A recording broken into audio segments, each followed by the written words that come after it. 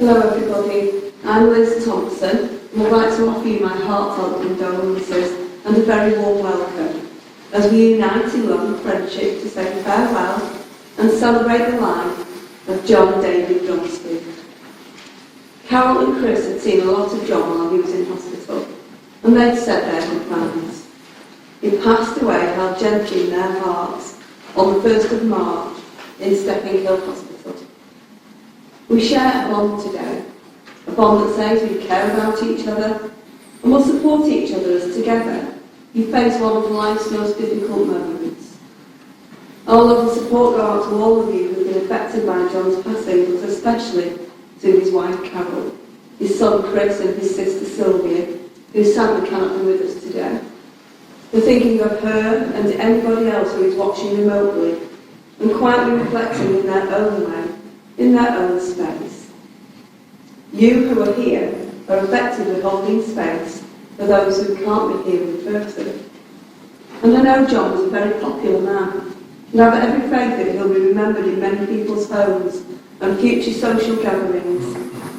Today is about mourning for the times that were, the times that can no longer be, celebrating him for the very special person that he was, a hard-working husband, a proud and loving dad, a genuine, honest and humble man, and a very good friend to many. John has lived a good life, a long, successful life, 82 years, and a companion in life to many people. Chris has proudly helped to carry his dad on his final journey, which is equally an honour and a devastating thing for him to do. While you're remembering, please don't feel that you can't let your tears fall. They're the physical representation of your love for John and your grief at losing him. And while you might be shedding a tear or two of sadness, it's perfectly fine to smile at some of the memories you have of him. In one sense, I know that's really hard, but in another it's easy because he gave you so much to smile about. And you've all got lots of memories of time spent laughing and having fun. Don't only think of him in terms of what you've lost, but everything that you've gained, the love, laughter, friendship and inspiration that he brought to your lives. Some people touch our lives with a truly remarkable depth, and from everything I've been told, I can tell that John was one of those people. In many ways, all of you were part of his journey. We'll have here today a mosaic of happy thoughts and sad thoughts, and wonderful memories that serve to paint a vibrant picture of the man that you all knew and loved. A piece of artwork is like a metaphor for life. You have an idea of what you want it to look like. You sketch it out. You lay the foundations of your ideas on paper or canvas, and then you begin your creation, only to discover that what's turning out isn't exactly what you envisioned.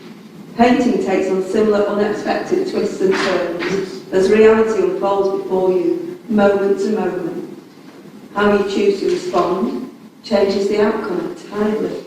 Exactly the same thing that happens in life. And looking back on the life that John shared with you all, I see two great themes that stand out. Themes that are common to many lives, yet John expressed them in his own unique and unforgettable way. The brush strokes with which he painted the picture of his life were bold and clear. The things I have in mind are creativity and strength. John was a man who inspired people.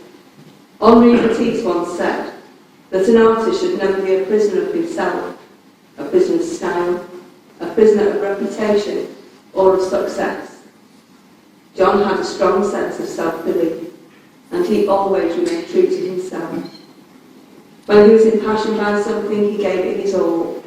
He achieved what he wanted in life, to be able to dance to the beat of his own drum. Much of our humanity arises from the capacity that each of us has to love. And this is indeed a love story of the most profound kind that I'm speaking to you of here today. Because John's whole life was about love. Central to all of this is love for Carol, Chris, and his family and friends, and the cherished and irreplaceably rich life that he shared. And Chris has written a great tribute to his dad. Welcome.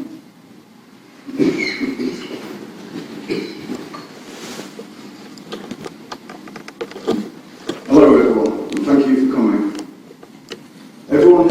memories of my dad, John, and I'm no exception. All of them good memories. I remember when I was aged about 5 or 6, being taught how to use various power tools at an age where most kids were playing with plastic hammers. I was using wheel tools, bandsaws, power drills and angle finders. And thanks to my dad's good training, I've still got all of my 10 fingers. I learned so much from him about safe and correct use of a huge range of equipment and had fun while learning woodworking skills and assisting in making some great things. Before I joined the Air Cadets, aged 13, we always used to go off on Sunday morning adventures, which could be anything from exploring an old abandoned hospital, searching for the remains of a crashed aircraft in the Peak District, rock climbing on the Great Orme inland of No, or visiting museums. Many of these experiences have had a lasting effect on my life, having worked as a climbing instructor and still having an interest in aviation archaeology. At the time, it was incredible that I was given the freedom to wander off by myself and practice my mountain navigation skills. I remember one day when my dad came home from work with a chemistry textbook from late 1800s that he found in a bookshop. He knew I had an interest in chemistry at the time. A few days later, he came back from work with a few packets of chemicals that he'd acquired from somewhere. We spent an interesting afternoon following the instructions for making gunpowder, and I still have 10 fingers. I remember many evenings as a kid with my parents listening to my dad playing his guitar and singing, something which got me interested in playing guitar myself, although I never had his skills. Hearing some of the songs that he'd written from a long time before I was born, when my parents were getting to know each other. This is one thing that gave me an insight into his sense of humour, for which he was well known. All my life I have been surrounded by his artwork and artist materials, and he was an inspiration for both myself and my mum Carol. She started glass engraving and became chairman of the Peaks and Plains branch of the Guild of Glass Engravers, and eventually ended up becoming a glass engraving teacher. Personally, I never shared his skills artistically, but learned many skills that I found useful in other ways. John was always incredibly supportive of myself and my mum's life goals, one of which was when they went to New Zealand.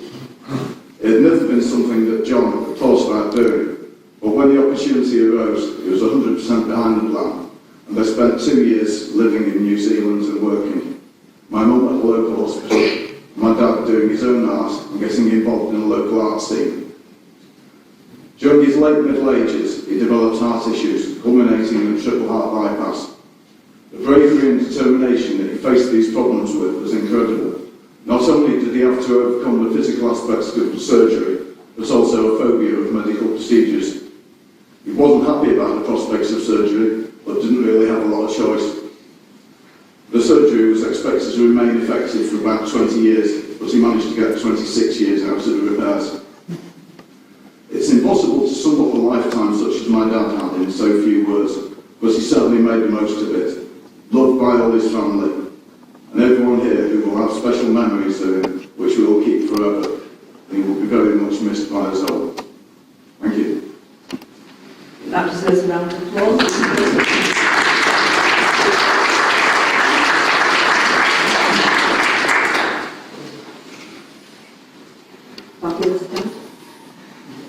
Following his older sister Sylvia, John was born in Oldham on the 2nd of May 1940, and that's probably the most ordinary thing about him.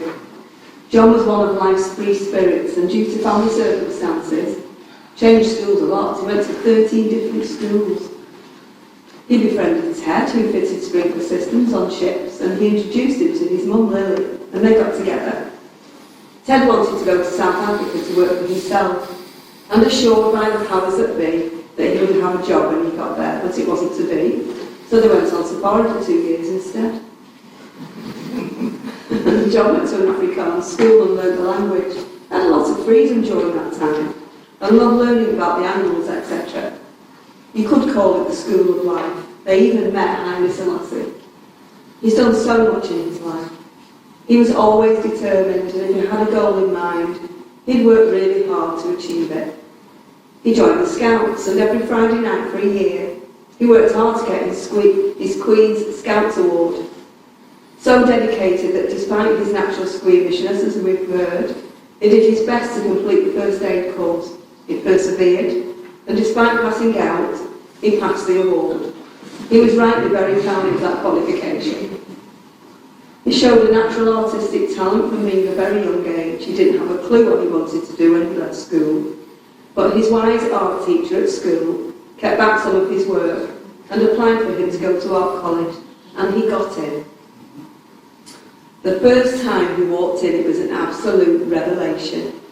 He was at Huddersfield College of Art for 4 years. When he finished college, he got a variety of jobs like teaching pottery to housewives. He went to Leeds University to do his teaching diploma, and during that time, he got involved in the jazz scene. He couldn't read music, but could play the guitar wonderfully.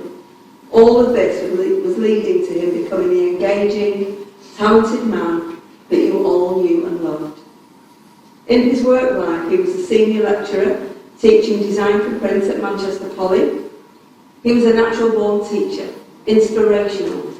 He had so much to give with his teaching. And the students of his remembered him, seeing him at the MSG in '92, and later went on to be taught by him. His beautiful artwork adorns the walls at home, and they've also been shown in galleries. And someone came up to him in John Lewis and said to him, "You teaching me as a student changed my life entirely. What an accolade."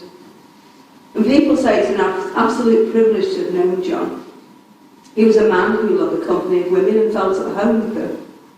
When he went to Keep in Touch Club, he always attended with the ladies. He was an amazing man and greatly admired by so many. There are many, many people whose lives have changed immeasurably because of him. The first time Carol saw him was at the MSG Folk Club, a place that was very important to him. And he ran the Singers Club night on Monday for years. He was wearing a mustard roll-neck jumper, and he'd noticed Carol too. He'd seen her coming in on a few occasions. She'd park her guitar under the chair, and she'd just sit and listen. He was a lovely singer and entertainer. John was intrigued by her, and when they got talking, he was genuinely interested in her. She loved how self-assured he was, with an incredibly good sense of humour. He'd suddenly come out with his smile, and it was beautiful. Something was happening here, and it wasn't long before they were on their first date, which was on John's 30th birthday, and Carol was 19. His best birthday present ever, and probably the gift that never stopped giving. John's best man was his friend Chris. They married on a glorious summer day at Simply Parish Church on the 11th of August 1972. The service was beautiful, and they went to Bowden Hydro for the reception. It was fabulous. One of their neighbours said it was the wedding of the year.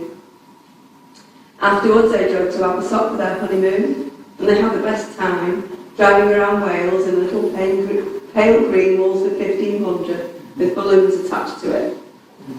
Their joy was complete when Chris came along, and they named him after their best man. He was Carol's everything, her heart, her home, her best friend and soulmate. They had a brilliant relationship. He was easygoing, very caring, loyal, family-orientated, hard-working, and so very supportive. As we've heard, he encouraged Carol in her nurse training, which led to them going to New Zealand. There was never a question that they wouldn't go. He didn't bat an eyelid when she suggested it. On the contrary, he had a great sense of adventure, and the thought of a couple of years in New Zealand was very appealing. Part of his happiness grew out of him seeing Carol and Chris happy and flourishing. He was patient and kind, a calming influence. Carol never saw him panic, apart from when the pressure cooker exploded. He was a vision to behold, crouched down as if to avoid flying shrapnel. It's amazing where life can take you. And Carol and Chris have followed Chris in his interests too. They've had a very full and rich life together, with a lot of fun along the way, and sharing some very special moments. And now Roger Pritchard, who's known John forever, and has since become the proud owner of Humphrey, which amongst other things he's going to tell you about, after which he'll share a poem on Carol's behalf. Welcome, Richard.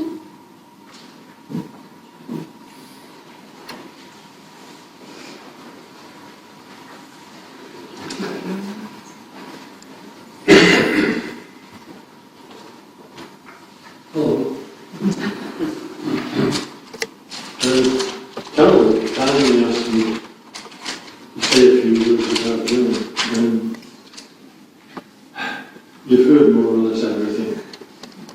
Not so. Not everything. But I first met John,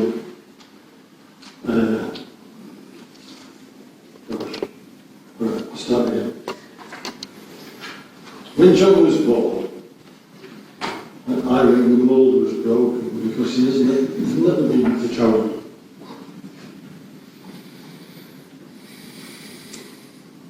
He's a unique person, talented musician and an artist with a quiet, very dry sense of humour.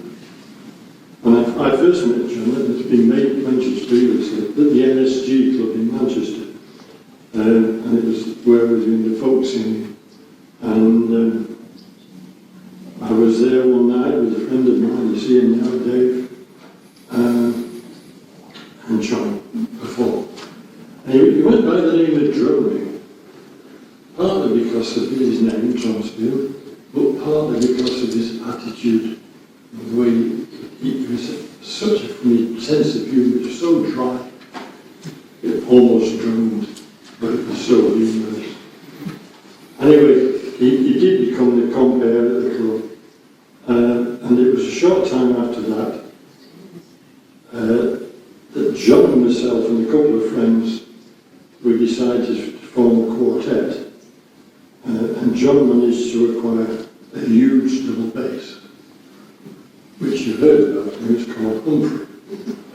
Humphrey's now in the bedroom, stuck in the corner. I usually say good night to Humphrey. And the thing is, there was a problem, because it's such a huge thing.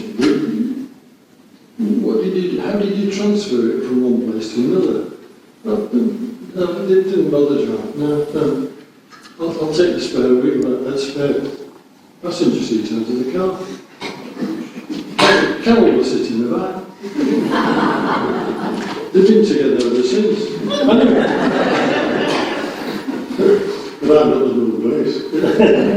Anyway, that was John. A problem? Not a problem. I'll stop it. And he did. I've forgotten the notes here. It brings another episode to mind. Prior to working at Manchester, he did work for a while as a primary teacher, and his one ambition, he wanted to encourage the pupils to be creative and observant themselves. So he would love to take them outdoors to open spaces, and the idea was to stimulate them to express themselves artistically, to see the scope and possibilities within their reach. Unfortunately, there were few available open spaces near the school. But he wouldn't believe me. He found the perfect spot, the church graveyard.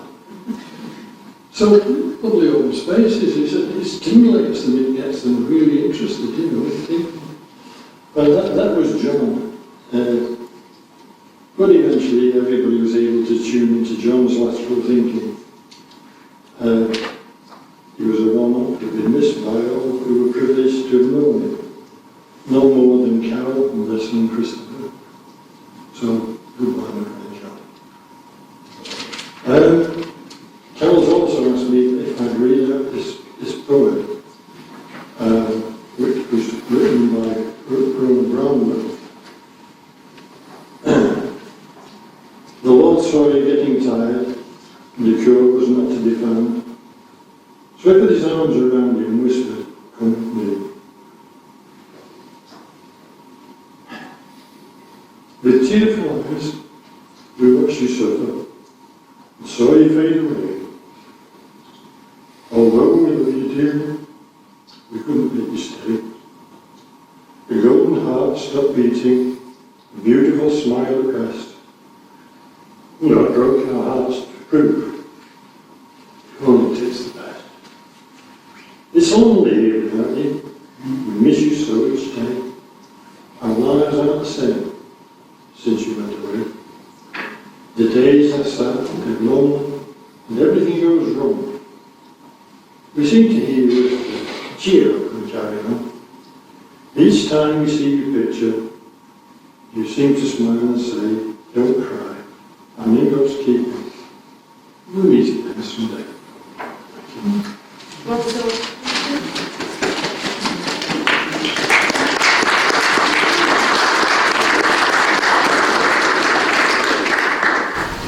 It's lovely to hear all those stories about him. And now we're going to pause for a moment in quiet personal reflection to give each of you the opportunity to say goodbye in your own way. Those of you who have faith may also like to say a silent prayer. Rest easy as the music plays and gather your strength to say goodbye. Enjoy the prayer.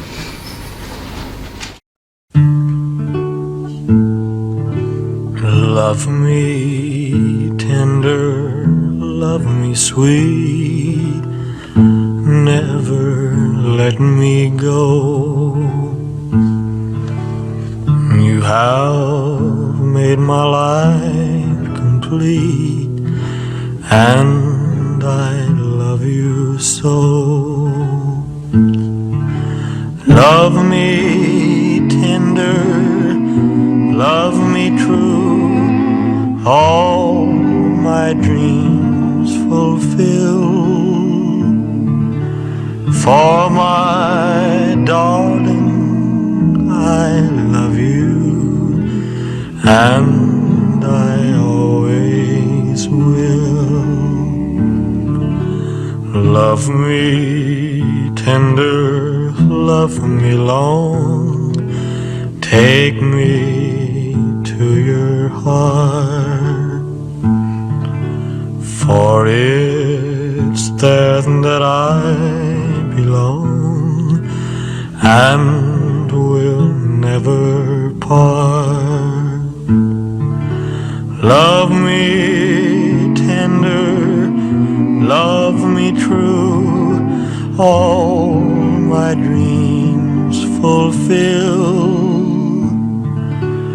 For my darling, I love you, and I always will.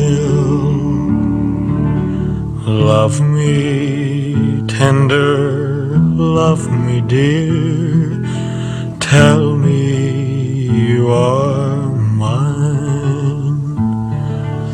I'll be yours through all the years, till the end of time.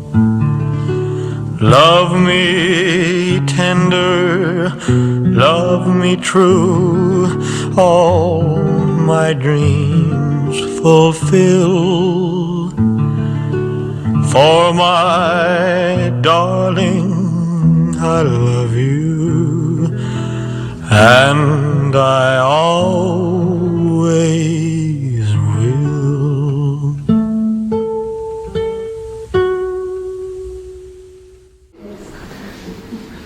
It's never easy to say goodbye to those that we love, but sadly it's time to let John go. Gather together your memories, place them in your hearts to be taken out when you're ready. If you can, please stand.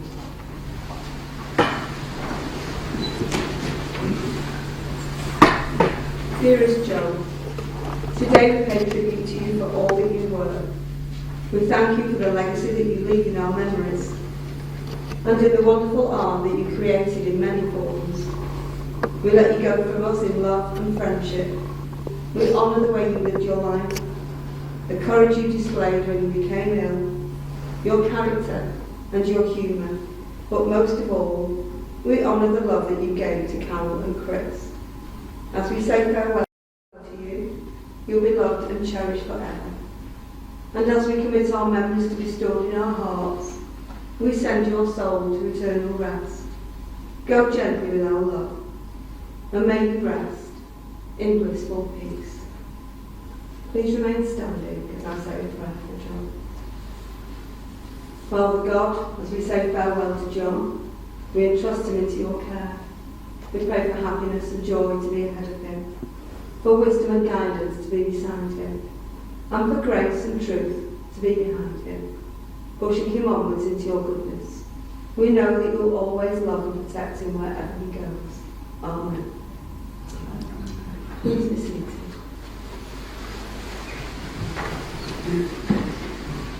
On behalf of Carol and Chris, I thank you for your presence here today. People have been really good and it's been so appreciated. There have been so many messages from around the world, and they felt surrounded by love and support. In the true spirit of sharing, they'd like to invite you to join them to take refreshments and share memories and tributes to John at the Owl Lodge. They're going to make donations in John's name to the British Heart Foundation and the Fisherman's Mission, which John is a big supporter of, hence our final music. If you'd like to donate, please do so by placing your donation in the collection box provided by George Ball Funeral Services on the way out. And Dan is going to hand some roses out into place on John's coffin. May strength, comfort and peace go with you all.